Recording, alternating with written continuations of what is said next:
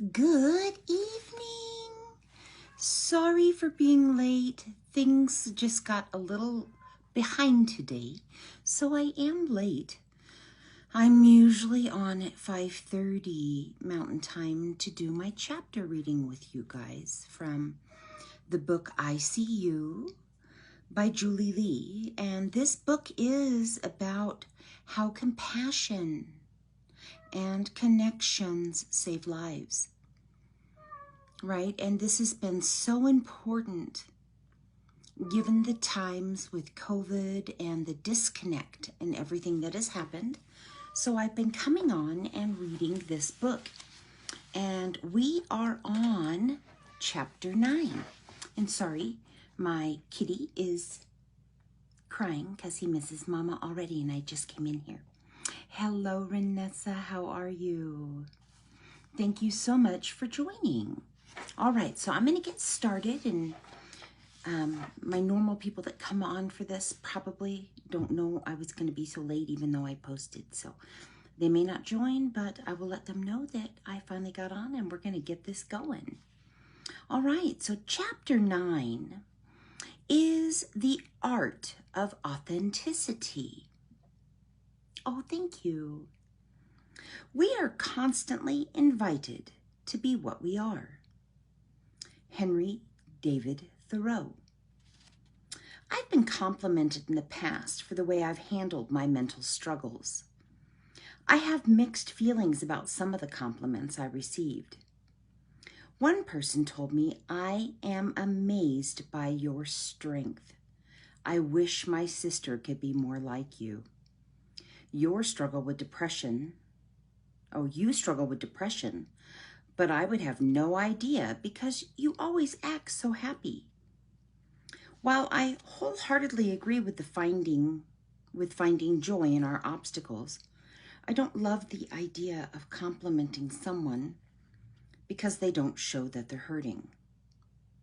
Are we teaching each other that it's a sign of strength to pretend that we're okay when we're not? I have spent the last decade trying to exercise a positive outlook and practice raw authenticity. An authenticity that ain't always positive. How can we see others if we aren't willing to be seen ourselves? An opportunity to be authentic. Rob and I wanted kids even before we were trying to have kids. I always thought I was pregnant. If I felt the slightest hint of nausea, I raced to the dollar store to buy a pregnancy test. I cried when it came back negative. Rob was perplexed by my emotional outbursts. We had agreed to wait until I'd finished my college degree. Logically, I did want to wait until I'd finished schools to have a child. Emotionally, I was elated at the idea of becoming pregnant before then. When we did start trying for a baby, each unsuccessful month was devastating. Once you know you want babies, it feels like an eternity, no matter how long you have to wait. Well, at least it did for me. We had been trying for a baby for 8 months when we moved out of state. We would only be gone for 4 months. My dad reassured me that I would be pregnant by the time we got back. I wasn't. But my mom birthed 7 children in her lifetime, and my sisters, including my brother's wives, were all popping out babies like popcorn. My family knows how to reproduce. Why wasn't I able to? We did testing. You know, it's bad when they refuse to give you your results over the phone. The doctor said both Rob and I had infertility problems, and I was floored. For the next few years, we became well acquainted with fertility drugs and procedures. I still laugh when I think of Rob's first job interview post-grad. The interviewer asked about the limp in his walk. Without missing a beat, my husband confidently responded, "Oh, I just had surgery, so we can't have kids." My husband has never lacked honesty he got the job. Doctors eventually decided that our only shot at having biological children was through in vitro fertilization, IVF. It was the most invasive fertility procedure available. It was also way expensive, and that meant a lot more waiting. I had radar for pregnant women. They were everywhere. Everyone seemed to be having babies. And church sermons about the importance of family, those were just torturous. Again and again, I had to choose how to respond to the common greeting, "How are you?" Being the open book that I am, I chose to stay authentic to my nature. When I felt happy, I said so. When I was sad that I didn't have a baby on my hip, I said that too. Our burdens can feel lighter when we share our feelings with friends we trust, and sometimes strangers who cross our paths at pivotal moments. While some things are necessary to keep private, I found that it's important to remain authentic through our experiences, especially the tough ones. The more we process our negative feelings, the more we make room for positive ones. Also, when we are honest with ourselves and others, we provide opportunities for others to be honest with us. Letting people see us. Remember those sisters, the popcorn makers, who were popping out all these babies? I cried to them a lot. They understood. I knew I wasn't alone. One evening, I texted one of my popcorn makers, telling her, "I just need someone out there to know that while most of the time I'm happy, tonight I'm also heartbroken. All I want is a baby." She responded with compassion and saw me perfectly, like she always does. As I opened up to my sisters and friends about my fertility, they in turn became more open with me about their struggles. Their vulnerability helped me feel comfortable sharing life with them. It didn't matter whether the person was sitting with me had struggled with fertility or not. They loved me and trusted me with their own pain. Those are the only qualifications required to cry with me. During our experience with infertility, our friends hosted a 5K at a nearby park to raise money for their own in vitro fertilization IVF procedure. After the race, the husband stood in front of the crowd and shared his personal feelings about their infertility journey. I was familiar with the heartache he described. I walked out of the crowd crying. I sat next to a nearby creek where I could sob my face off. I felt a hand on my shoulder. 2 women had followed me from the race. Without hesitation, they threw their arms around me. They held me so tight. These women, who had no experience with infertility of their own and had multiple kids to show for it, sat and talked with me. They asked about my experience. They asked what it felt like to wait and wait and wait. They wanted to get it. They saw me. They chose to be vulnerable and get in the real stuff with me. Their example of being authentic with me gave me permission to be authentic in return. Being authentic is being willing to say, "I don't know what you're going through, but you are a human being, and that means you're worthy of my time." It's not required or possible to understand every situation. One year during our fertility saga, I received a package just before Mother's Day. My sister Christy organized members on both sides of my family to shower me with love. The package was filled with personal notes outlining my best qualities and messages of gratitude for how I mothered my nieces and nephews. Christy also included a necklace with "eventually" inscribed on it. After that, Rob and I referred to our long-awaited day of having a baby as Eventually Day. and continued to hope for it. During my IVF procedure, Christy also helped me refinish a dresser to get my mind off of it. Another sister came and did a puzzle with me while I had to lie flat on my back for 2 days in hopes the pregnancy would take. The little apartment was filled with light. It was becoming brighter and brighter with each person who visited. We got the news at the top of the mountain in Idaho, straddling the four-wheeler we drove to find cell phone service. When my doctor told us I was pregnant, Rob and I both reacted in a moment of complete authenticity. I cried. Rob kissed me and said, "You look so hot, pregnant." 5 years after getting married, we finally had a fresh newborn to snuggle. We got Sam. The IVF treatment gave us our son.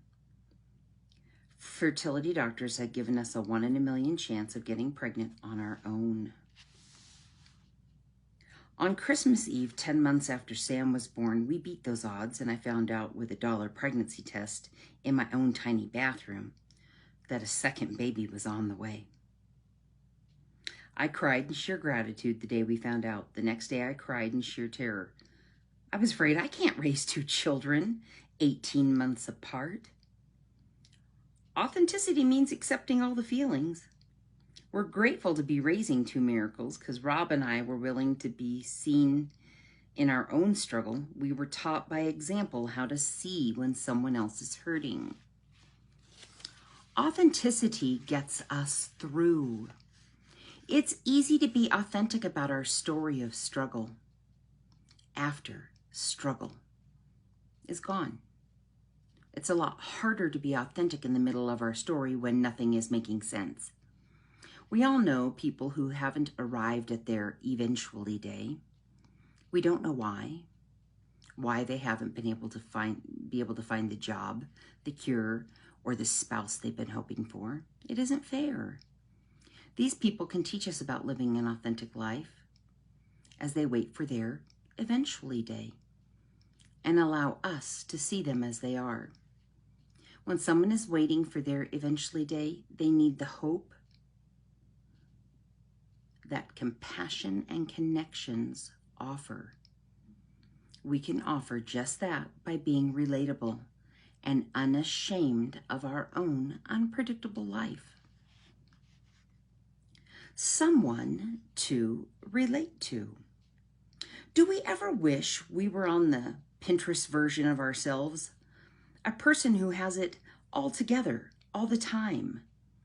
A person who has no concerns, no heartbreaks, no insecurities, and no shame triggers. I have never met someone in my life like that. Have you? We don't need to fit a certain mold. The more authentic we are, the more we stop wasting our energy on being something else.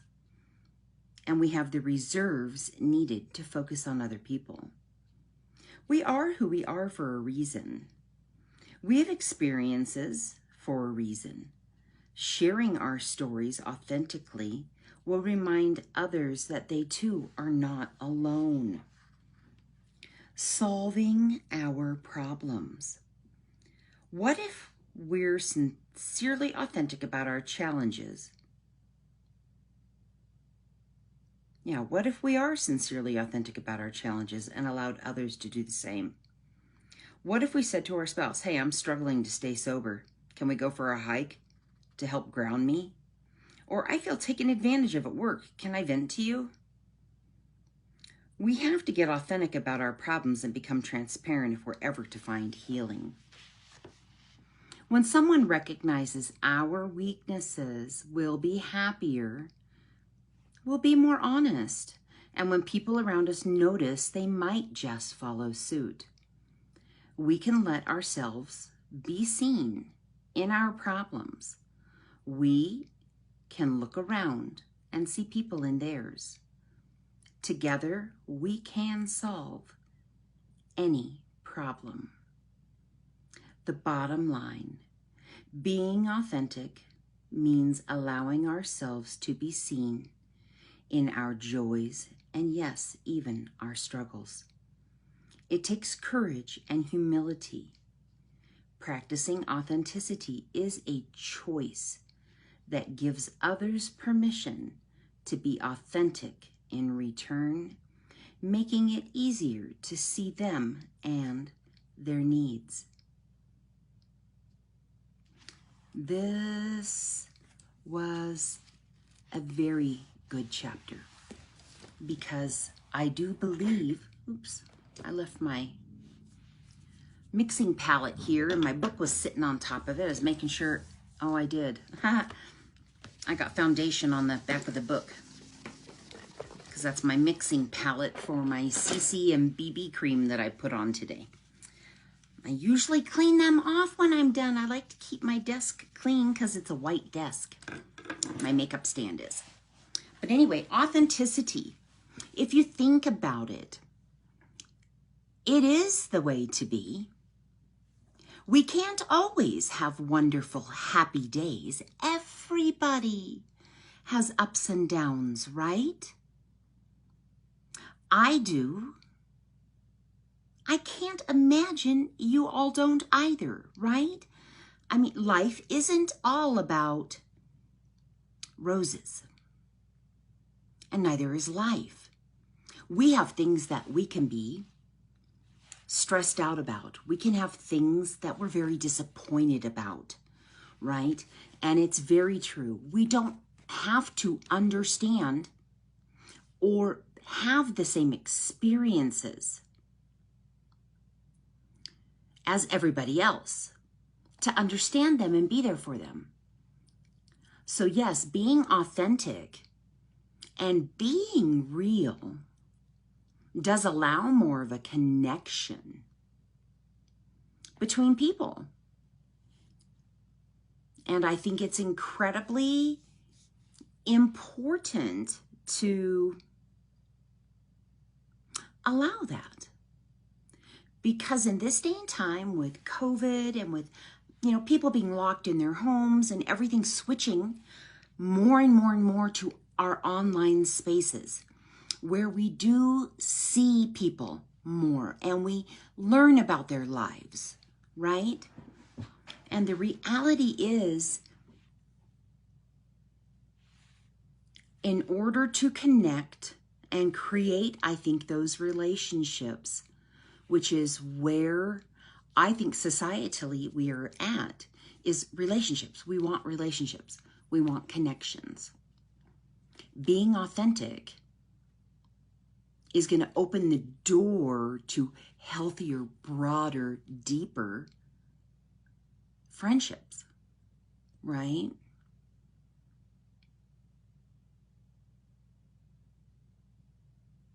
I am in awe of this book. It's just a wonderful, wonderful book. And I really am looking forward to expanding our conversations about this book in a Zoom meeting when we're all done.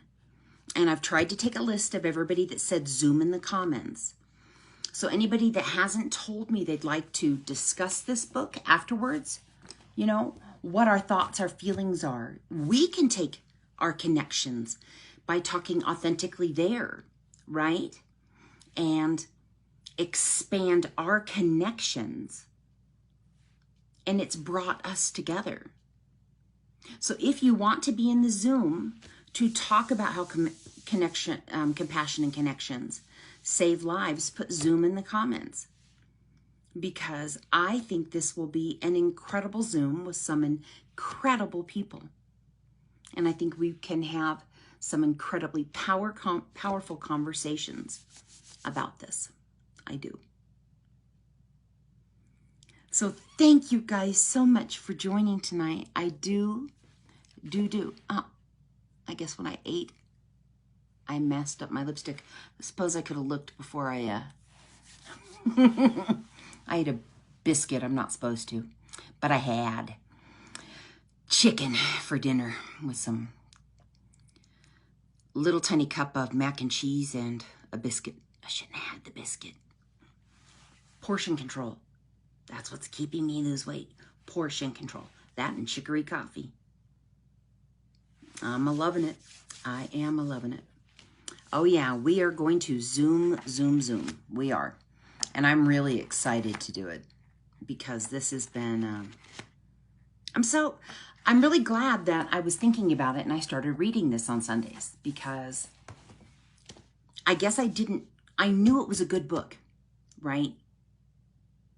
But I never even realized how saying it out loud makes it mean something different, you know?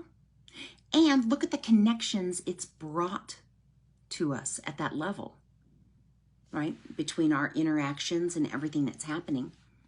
It's a good book. It's a good book.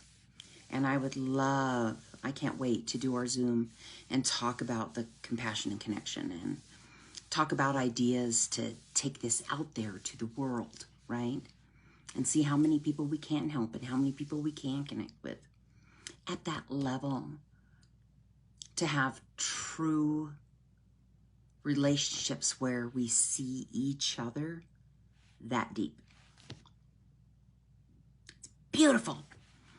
It's beautiful. I love it. All right, guys, this is it. That's it. I have got to go finish some trainings I'm taking because I want to train my team on them. I paid for a fabulous training. And I am loving it. Seriously. It's good training. And if anybody wants information on the training I'm taking, put training in the comments because I can hook you up. I can. Absolutely. And I am so sorry I was late. Life just got ahead of me. And then I realized I hadn't eaten dinner. So I got my CO2 tank filled, got it home, and then I realized I went all day without eating. So I'm like, nope, sit down and eat, because if you don't do it now, you won't do it. So I was trying to be good to my body. And I've got fruit to eat for a dessert later tonight. Berries with whipped cream. Oh, it's my favorite dessert that's low carb. Fresh berries with whipped cream. Yummy. All right, guys, please, if you think anybody would be interested in hearing these books, shine that video out. I would appreciate it. If anybody comes on and missed the live, please put hashtag replay so I know you stopped by. And for all of you that joined, thank you so much. This has been such a blessing to be able to come on and do this on Sundays. I absolutely love you all. Please stay happy, healthy, and safe until I see you guys tomorrow. Have a most beautiful Sunday evening, everybody. Bye-bye.